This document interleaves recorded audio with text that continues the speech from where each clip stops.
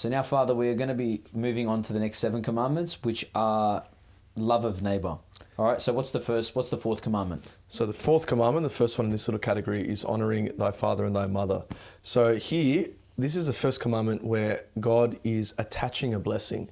Like, remember, we're in this covenant, if you do good, you're rewarded. If you do bad, you're punished. This is the first where he's very explicit. Honor your father and your mother and you'll be blessed. So what God's doing here is saying, I have arranged reality such that everybody's born into a family. And even when they're not, we try to get them into a family, right? That's what we aim to do. And the structure of the family is not that parents obey kids, but that kids obey parents. So honoring your father and your mother is a form of obedience and something commanded by God himself.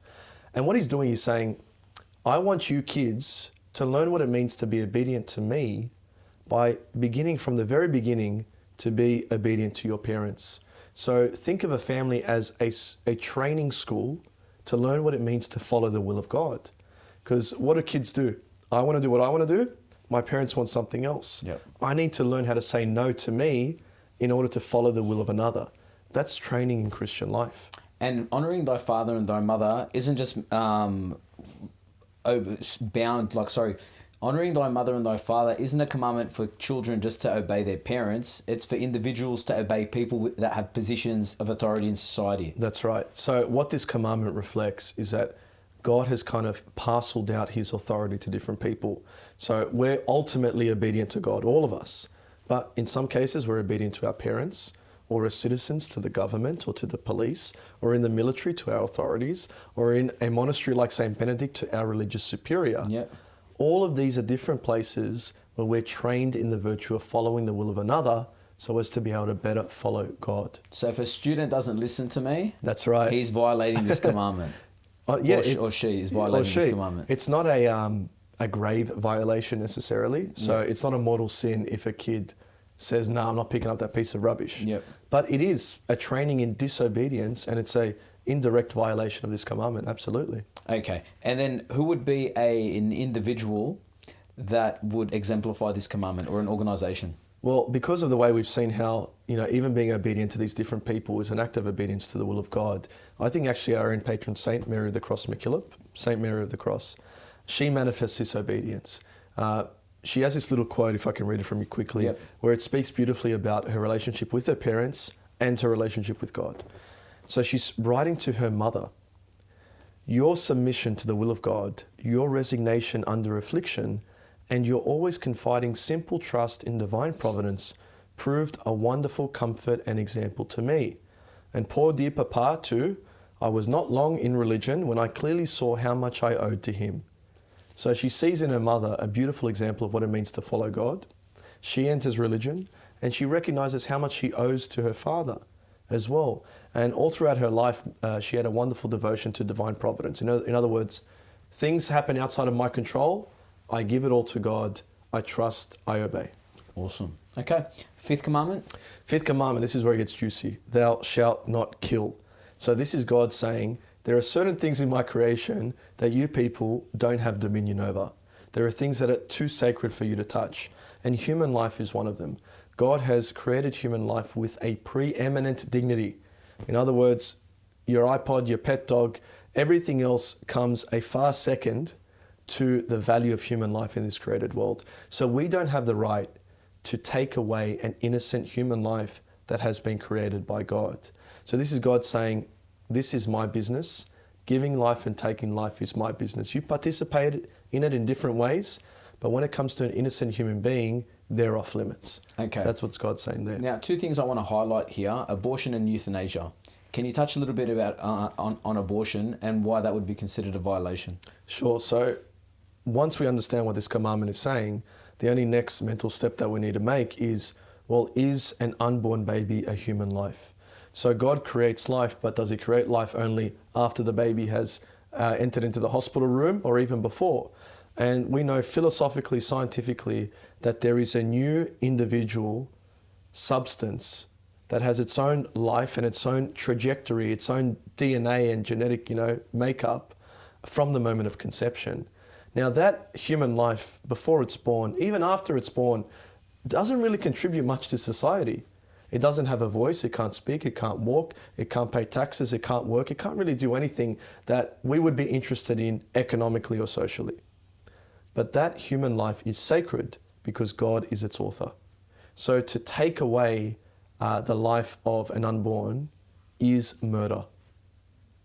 And we can't equivocate here, we can't hold back, because too often we want to say, oh, it's a termination of a pregnant. No.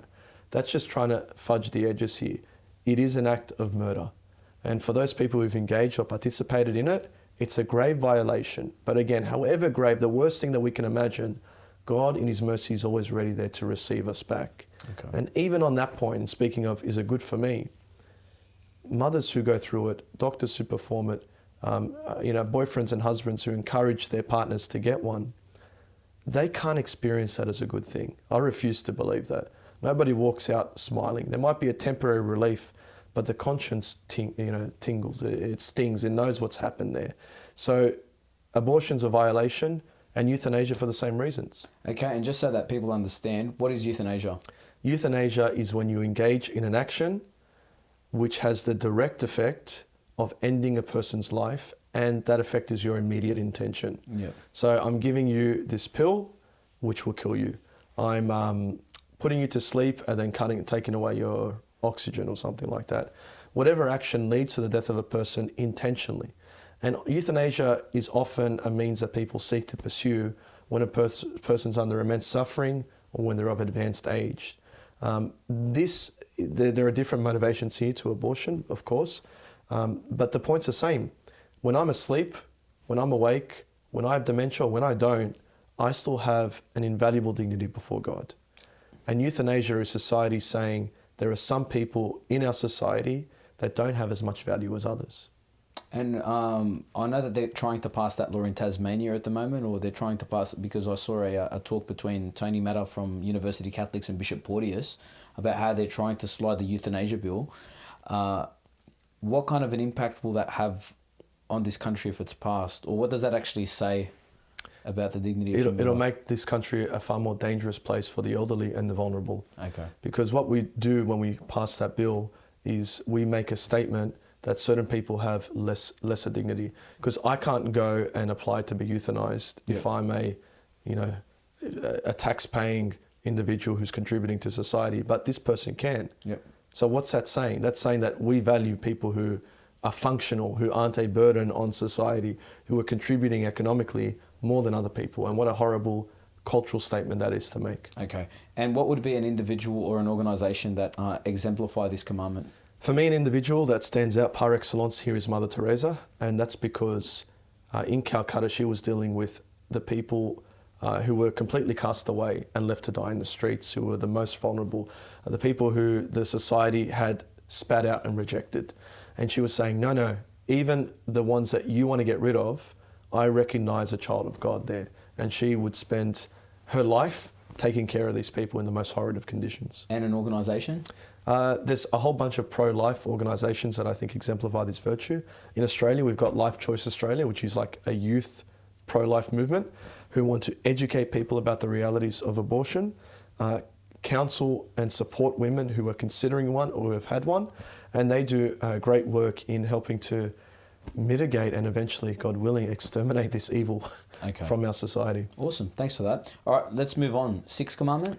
Thou shalt not commit adultery. Okay. So this is any violation against the proper use of our sexuality. So adultery itself is, all right, you've entered into a marriage bond with somebody and you perform sexual relations with someone who you're not married to. Mm-hmm. But there are so many connected things to that. You know, any kind of violation of our sexuality is when we take this gift that God's given us, which is our sexuality, and we misuse it. You know, we've got a gift, it has its proper place, and by the way, even celibates, you know, religious brothers and sisters, priests, have sexuality and have an expression for it, but it's how? The question is how. So we're all called to live this commandment through what's called chastity, which is the authentic integration of our sexuality to the human person. Mm-hmm. So we recognize I'm a person, I have dignity, and my sexuality is a part of me. It's not everything.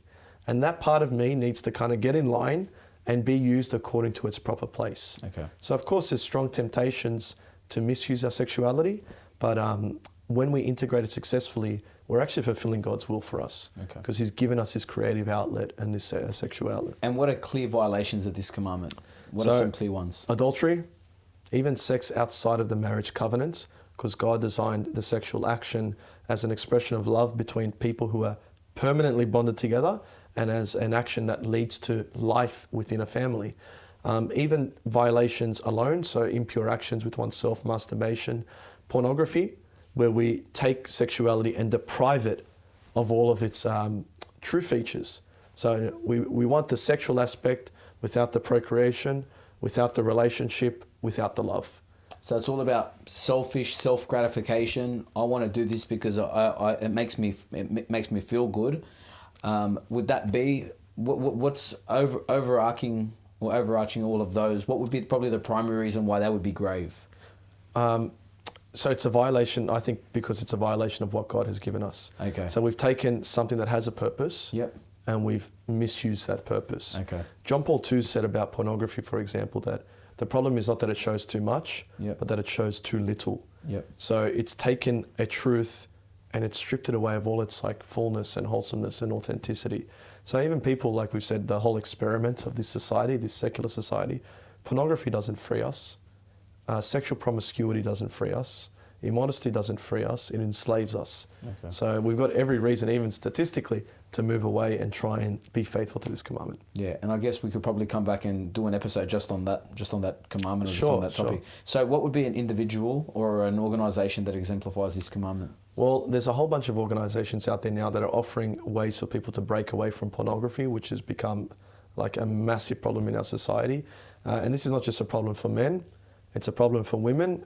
And I think it's women are the most harmed people, the ones who are in the industry, women who are users, or women who have to deal with men who are using it, because it's not something that contributes to a healthy relationship. It attacks it. So something like Strive 21, there's a great theologian, podcaster guy called Fr, who's developed this 21-day program to help men break away and detox from pornography. So that's one example of these men institutions that are trying to resurrect purity in our society. Awesome. Okay. The next commandment? Thou shalt not steal. So this is all about God has given us dominion over things. And He said we're allowed to own things. We're allowed to, as God owns the created universe, owns our souls, owns who we are, we're allowed to have a little part of the universe that belongs to us. It's a basic human right, the right to private property. But if it's mine, it's mine. And it can't belong to somebody else. So stealing is when I appropriate another's goods without their consent and take it for myself. And what that's violating is this idea, apart from private ownership, is that this created world is passing. Mm-hmm. Everything that you see, touch, is going to come to an end. And so what we have, we need to make use of communally. And I'm not talking about socialism, communism, but that all of these things we need to use with the concern for the common good in mind. So if I've got plenty to eat and the person next door is starving, they deserve my food. Okay. And I'd almost be stealing by not giving it to them. Okay. So stealing is not just about taking things from others, it's about refusing to recognize that, hang on, material goods are limited. And I can't make so much out of this material good that I'm willing to take it from somebody without their approval. And so what would be some clear negative violations of this commandment? Robbery, theft. These days it's a lot of intellectual property theft. Yep. So, like there's a... Piracy, yeah. Even like some good friends of mine. Like, downloading movies, for example, and songs. Like that seems like it's a victimless crime. Yep. Even if it is, even if these businesses aren't really hurting, there is an invisible principle of justice that we're violating. God knows that you're taking something that is not yours, and that the owner has a reasonable right to expect remuneration for it. So if I was a media producer, if I made songs, if I made movies, and I invested millions and risked a great deal, only to have people kind of download it for free for a luxury item. Yep. And we don't have a right to watch a movie. If it was food or something and we wouldn't have it, otherwise we couldn't afford it. But if it's a luxury item, sorry, we don't have a right to it. So these things that are just commonplace these days, unfortunately, are examples of stealing. And if we're sorrowful for it, God willing we are, we also need to try and make reparation. Okay. We need to undo the damage we've caused in some way. And we do that by? Well, if you can, maybe go and buy 10 movies from the company that you stole from. Okay. Maybe go and give some money to charity or to, Okay. to undo that damage. And who would be an individual that exemplifies this commandment? I think Francis of Assisi. Okay. And that's because this commandment is ultimately about recognizing that material things are passing. And he lived a life of extreme voluntary poverty. So he's saying, not only am I not stealing, but I'm giving up things that otherwise I could legitimately own, because I recognize, hey, we're made for God, and this world is passing away. So he exemplified this virtue of poverty of spirit, that I don't need things. Because remember, it's not just about not taking someone that's somebody else's, but it's about not wanting things avariciously, not just like having a hunger for material things, an insatiable hunger. Yep. And I remember also, he was actually pretty wealthy. And something that moved him and how he entered into that kind of a spiritual life was that he saw somebody that was really poor on the street, and he was passing with his wealthy friends. And then he just felt this compunction or this desire to want to give everything that he had to that person. And he took and he exchanged clothes with that person. And he took upon this beggar's clothes and he gave him his clothes. And I think that's how everything got started with St. Francis of Assisi. It's a powerful story. Yeah. Eighth commandment? Eighth commandment is thou shalt not bear false witness. Okay. So basically this is lying and all forms of lying. So whether it's asserting something that is false, but you know is false. So, A equals B, it doesn't. A equals C, and I say A equals B as though it's true. That's a violation of truth. Yep. So Jesus said, I am the way, the truth, and the life. And when we violate this truth, irrespective of the consequences, it's a violation of the nature of God and a violation of the created order. So a lie is whenever we try to take reality and twist it in some way, whether it's to deceive somebody or even not to. It's not healthy to live a lie.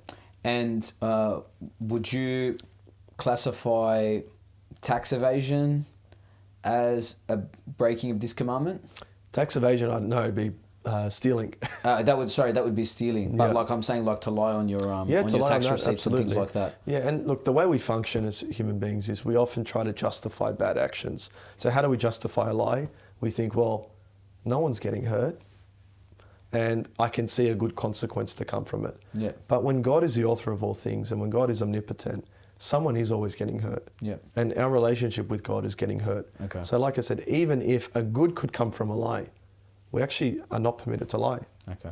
An individual that I think really manifests this, because we see it in people who are willing to speak the truth, even when they're completely aware of the negative consequences that will follow. And I'm not talking about, a internet troll or a stirrer who just goes in and, drops some truth bombs that really freak out the institutions. I'm talking about someone like St. Thomas More, who stood up for the truth of marriage at the time of Henry VIII. And in defending the truth, he faced and eventually was executed. Okay. So he was martyred for giving witness to the truth. Because King Henry VIII, what did he ask him, or did he ask him to approve his marriage, or what was the situation there, just briefly? That led to St. Thomas More having to witness to the truth. Sure. Was it because he... So Henry VIII was seeking permission to divorce his wife and remarry.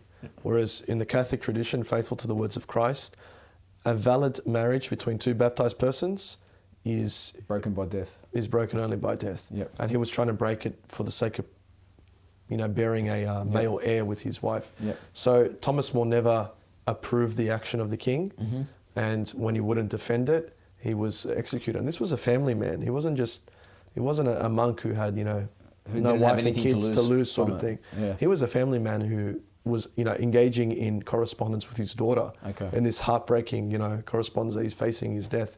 But as a witness to the truth, that set him free. Wow. Yeah. Ninth commandment? Thou shalt not covet thy neighbour's wife. So the 9th and 10th commandment, think of them as little preambles to the 5th and 6th commandment. So coveting thy neighbour's wife, it's like a sin of lust, but it's all those things that precede the sin of lust. So you haven't committed adultery with your neighbour's wife, but you've begun to covet it, which means you've begun to want it as your own. Is it like envy? It is. Envy is sadness at another person's joy. Yep. So this person's married to this woman. They're happy. and I'm sad at the fact that they're happy, and I resent them for it, and it can lead to jealousy. It can lead to all sorts of bad and ill feelings towards that person. So this is kind of the preamble to true sins against lust. Yep. So what it would include is like what we call the concupiscence of the flesh, that inclination of our flesh to seek pleasurable things, even if it's at the level of looking or imagination. Okay. So, it's a textbook mistake that we can all make. Like, if you're struggling with actions against purity, you probably need to start working on mortifying your looks and your thoughts. Mm-hmm. Because typically, before we act, what do? We look and we think. And so this is about mortifying those aspects, saying, I'm not even going to look impurely at somebody else. I'm not even going to entertain the fantasy or the thought or the possibility of doing something that would sin against this virtue of purity. And a way that we live out this virtue positively is with modesty. Okay. Huge struggle that we have in our culture. We have an immodest culture. And it's dress. I'm talking about dress. Yep. Where we're trying to, be sexually appealing? Be sexually appealing, which is like, what are we doing in those instances? We're saying, I want you to notice me, good thing, but I want you to do it in the wrong way. I want you to do it by excessively sexualizing me. Yep. And what has a culture of immodesty done? Has it produced more stable marriages, more loving relationships, or has it done just the opposite? Because it's saying, treat me as a physical object first, mm-hmm. and as a person second. Yep. Whereas God has designed us to see the person first, and then the physical object second. And with envy as well, would coveting a neighbour's goods also be used within the example of students? Neighbour's wife. Sorry, neighbour's wife. Okay, so you know what? We'll move on to goods next. Sure. So who would be an individual first, or an organisation that exemplifies this? For the ninth commandment? I think, look, any of the saints, especially who expressed modesty in dress, Yep. I think exemplify this virtue. And there are even a whole bunch of good Catholics that I know that are into like good clothing. Like there's a young couple in my parish I know who, they're into dressing well. They're not like weirdos. They don't wear like the long denim jeans or something. But do you know the story about, sorry to cut you off, do you know the story about Saint Maria Goretti? Yeah. Would she exemplify this commandment? Again, this is all the preamble to the overt sins of lust. Okay, so she would probably against be related against the six. Yeah, with the six. So just religious in general who are modest in their attire, or even this lay couple I know who dress beautifully and dress well, but they don't dress immodestly and they do so purposefully. Or if people even want to look up a person by the name of Leah Darrow, for example, who's a chastity speaker, as well. She's probably an individual who used to be a model, and she realised that she was probably seeking people for the wrong reasons, and so she now speaks to individuals, and she's a bit of a motivational speaker, and encourages women to dress more modestly, or people to dress more modestly, in order to, I guess, get the good virtues out of them. And this has got nothing to do with prudishness. Yep. It's just, and we should know, and men or women, by the way, when dressing, am I trying to seek excessive attention for my sexual appeal only? Okay. Because you're just setting yourself up for failure in some sense. And the last commandment? The last commandment, like the ninth, is the preamble to theft. Mm-hmm. So it's not actions of theft, but it's a kind of imagination, the looking, the desirousness, wanting what somebody else has that they're legitimately entitled to. So this is a form of idolatry. Yeah. This is a form of saying, I want material things so much, and I don't want you to have it, and I'm setting this thing up as a good that I just need to possess.